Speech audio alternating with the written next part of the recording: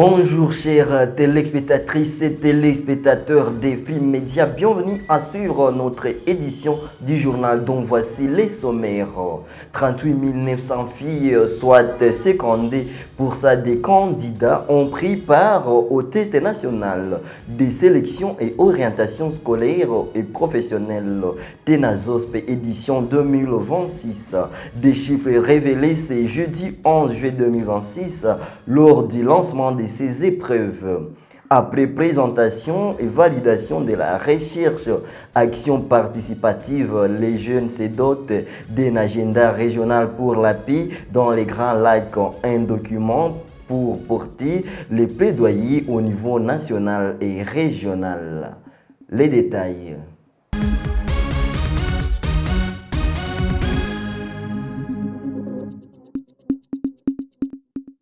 Les filles confirment leur place grandissante dans les systèmes éducatifs au Sud Kivu. Au total, 38 900 filles, soit 52% des candidats, ont pris part à l'édition 2026 du test national de sélection et orientation scolaire et professionnelle TENASOSP. Les garçons représentent quant à eux 48% des effectifs selon les statistiques présentées lors du lancement officiel des épreuves ce jeudi juin 2026 à Bukavu. Kosna Mouigwa pour plus de détails. Intervenant à cette occasion, l'inspectrice principale provinciale de l'intérim a salué la forte participation des filles à cette session. Selon elle, cette tendance reflète une prise de conscience croissante de la société. 1204 garçons, soit 48%, et 38 923 filles qui représentent 52%. On applaudit à nos filles qui ont compris la valeur des études aujourd'hui. Le vice-gouverneur Soulafsa en 23, Doukse Masumbuko Bwenge, a exhorté les candidats à faire preuve de concentration, de discipline et de confiance durant toute la période des examens. Chers candidats, vous abordez aujourd'hui une étape importante de votre parcours scolaire. Je voudrais vous adresser un message particulier d'encouragement et d'espoir. Malgré les défis auxquels notre pays sont confrontés, vous demeurez la plus grande richesse de notre nation. L'avenir de notre pays repose entre vos mains. Organisés sur 2 jours, les participants ont été soumis aux épreuves de mathématiques, de sciences de la vie et de la terre, les sciences physiques, la technologie de l'information et de la communication, la psychologie technique ainsi que les langues et l'univers social.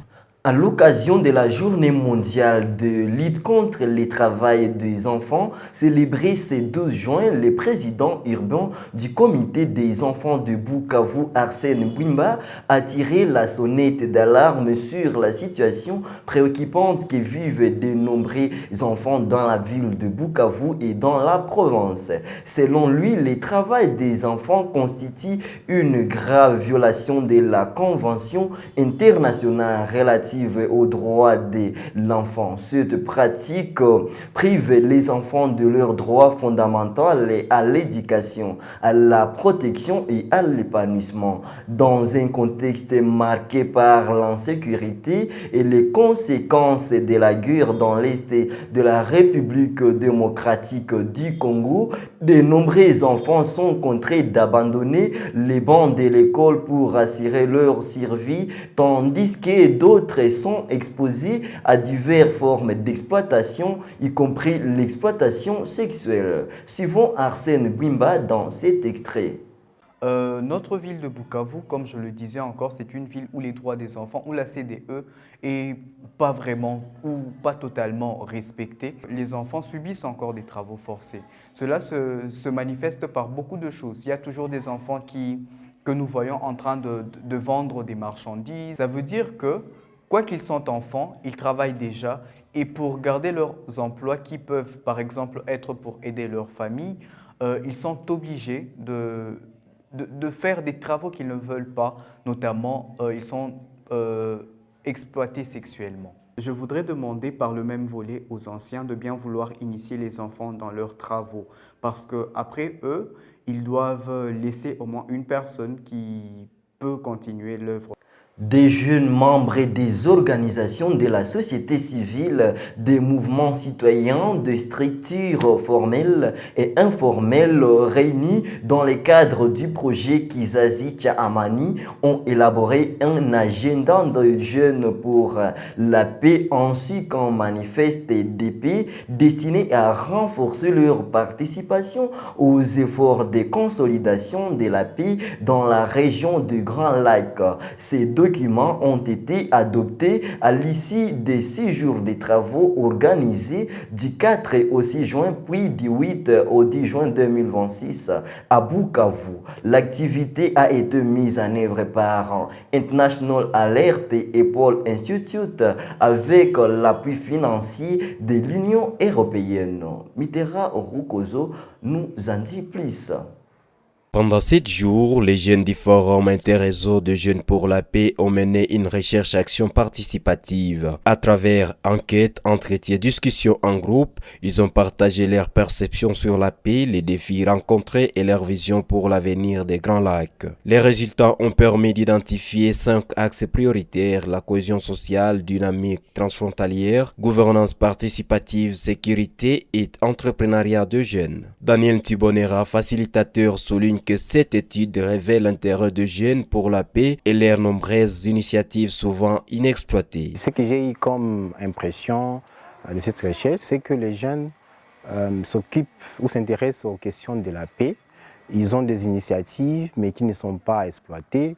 Ils ont des propositions pertinentes et innovantes pour la recherche de la paix. Plusieurs participants, dont Karine Mounyerenkana, Arnold Kiumbe, ont salué l'approche du projet qui place les jeunes au cœur des actions. Ils affirmaient que les jeunes sont les premiers ambassadeurs de la paix et doivent refuser toute instrumentalisation. Nous sommes tous acteurs de changement. Et si nous nous impliquons tous, nous allons aboutir à ces changements que nous désirons toujours.